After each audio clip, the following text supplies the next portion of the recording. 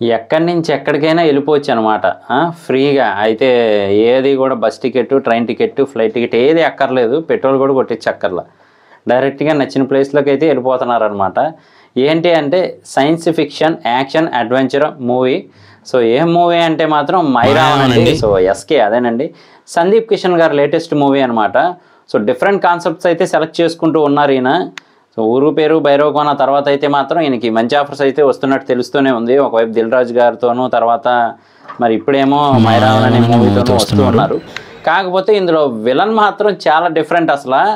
అంటే తననే ఒక భగవంతుడిగా అయితే అనుకుంటూ ఉన్నాడు అనమాట. కాకపోతే సైన్సే నన్ను భగవంతుడిని చేసింది అని చెప్తూ ఫీల్ అయిపోతూ ఉన్నారు. సో మరి అంత ఫీల్ అయ్యే క్యారెక్టర్ ఎవరయ్యా అంటే మాత్రం నీల్ నితిన్ ముఖేష్ గారండి. అదే సాహో సినిమాలో పోలీస్గా వస్తారు కదా. సో చక్రవర్తి అని చెప్పి సో ప్రభాస్ గారు ఆయన నేమ్నే యూజ్ చేసి ఆయన పెద్ద టాప్ పోలీస్గా అవుతారు కదా మన ప్రభాస్ గారు అయితే మాత్రం అందరి దృష్టిలో. సో ఆయన ఆ నీల్ నితిన్ ముఖేష్ అయితే మాత్రం ఇందులో విలన్గా నటిస్తూ ఉన్నారు. మరి హీరోగా తెలిసిందే కదా మన సందీప్ కిషన్ గారు ఎలా నటిస్తారు ఏంటి అని చెప్పి. సో మంచి టెర్రిఫిక్ బాయ్ టైప్లో అయితే ఉన్నారనమాట. ఆయన కూడా మరి చేతికి ఒకటి పెట్టుకొని సైన్స్కి సంబంధించింది నచ్చిన చోటకి ట్రావెల్ అవుతూ ఉన్నారు. అలాగే మురళీ శర్మ గారు డీటెయిల్డ్గా అయితే ఎక్స్ప్లెయిన్ చేస్తూ ఉన్నారు. ఎవరైనా కానీ పురాణాల నుంచి కూడా తనని తాను దేవుడిగా భావించాలి అనుకునేవాడు మాత్రం ఖచ్చితంగా రాక్షసుడే అవుతున్నాడు అనే టైప్లో చెప్తూ ఉన్నారనమాట. సో ఆ టైప్లో అయితే చూపించారు. మరి క్యారెక్టర్ని సైన్స్ని వాడుకొని దేవుడిగా ఫీల్ అవుతూ ఉన్నారు మన నీల్ నితిన్ ముఖేష్ గారు.